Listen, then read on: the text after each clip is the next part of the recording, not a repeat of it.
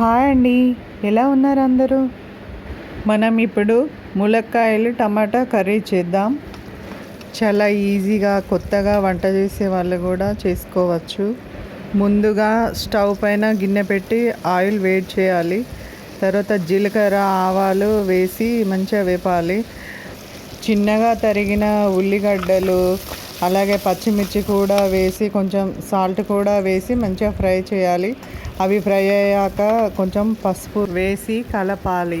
ఆ తర్వాత ములక్కాడలు కూడా వేసి మంచిగా ఫ్రై చేసుకోవాలి. కొంచెం అల్లం వెల్లుల్లి పేస్ట్ వేసి మంచిగా కలపాలి. మన టేస్ట్కి తగ్గట్టు సాల్ట్ అండ్ కారం వేసి మంచిగా కలుపుకోవాలి.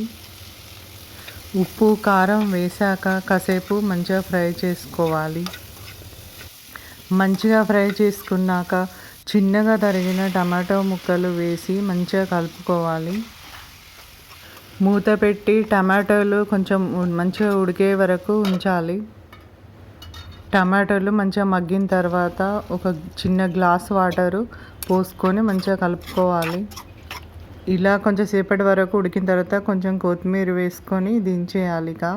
తర్వాత ప్లేట్లో వేడి వేడి అన్నం వేసుకొని తర్వాత ములక్కాడ కర్రీ వేసుకొని 2 బాయిల్డ్ ఎగ్స్ వేసుకొని కాస్త నెయ్యి వేసుకొని తింటే చాలా టేస్టీగా ఉంటుంది.